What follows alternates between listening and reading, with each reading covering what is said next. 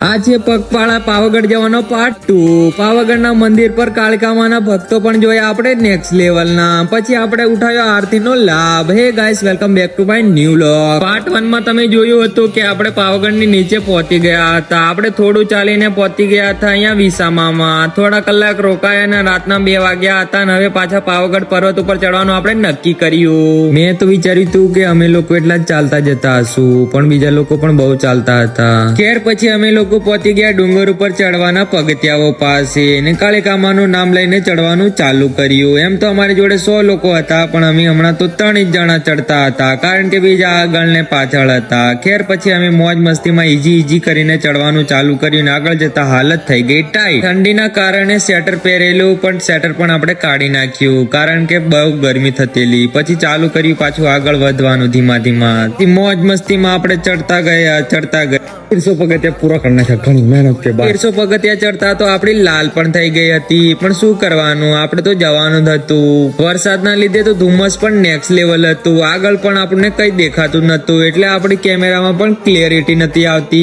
પણ શું કરવાનું, આપણે આયા તેવા ટાઈમે હતા, કારણ કે આપણને દર્શન કરવાની પણ મજા આવતી, કારણ કે હમણાં ખાસી પબ્લિક નથી। ત્યાર પછી તળાવ પાસે જઈને આપણે લઈ લીધા નારિયેળ લઈને આપણે ગેટ ખોલવાની રાહ જોઈ રહ્યા હતા, કારણ કે આપણે વહેલા આવી ગયા હતા। ગેટ ખુલે 6 વાગે અને આપણે 4 વાગે આવી ગયા હતા। ત્યારબાદ ટાઈમ થયો એટલે ગેટ ખોલ્યો। ગેટ ખોલતાની સાથે તો ભક્તો તો દોડીને ઉપર ચડવા લાગ્યા। આપણે પણ દોડવાના હતા, પણ આપણને બહુ પગ દુખતા હતા। ખેર પહોંચી ગયા આપણે મંદિર પાસે ને લઈ લીધી આપણે ગેટ ની અંદર એન્ટ્રી। ત્યાર પછી આપણે ગયા પછી ચાલુ કરી આરતી। ગૌરી સુતાય ગણનાથ નમો નમસ્તે।